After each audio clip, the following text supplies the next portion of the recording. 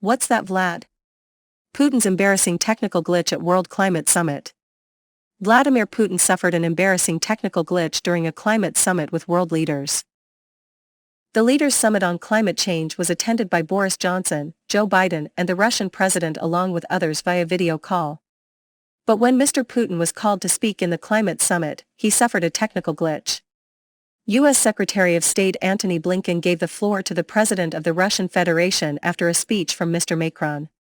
No reply came from Mr. Putin, who loomed silently for over a minute while the world leaders waited. Mr. Blinken, flustered by the lack of reply, tried alerting Mr. Putin to no avail.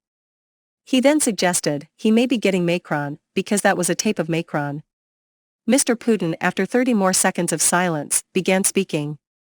Emmanuel Macron was also making an address to the summit, but his speech came via tape delay. The French president's address came just before Mr. Putin and also didn't properly play in Washington. It was repeated again in full as soon as Mr. Putin finished speaking.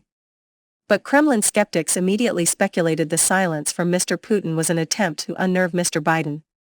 Vice President Kamala Harris's address, which opened the proceedings, was accompanied by a loud echo. The echo problem continued as Mr. Biden took the microphone, but was hurriedly fixed during his speech. Mr. Blinken later admitted, "We had some technical difficulties."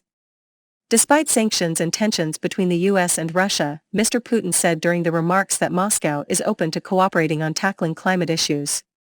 He said Moscow is genuinely interested in international cooperation to solve the climate crisis, and claimed the country had halved emissions since the 1990s.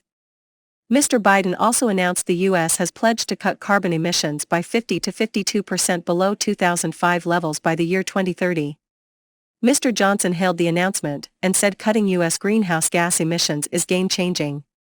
The Prime Minister also added, "We can do this together across the world. It's going to mean the richest nations coming together and exceeding the $100 billion commitment they already made in 2009.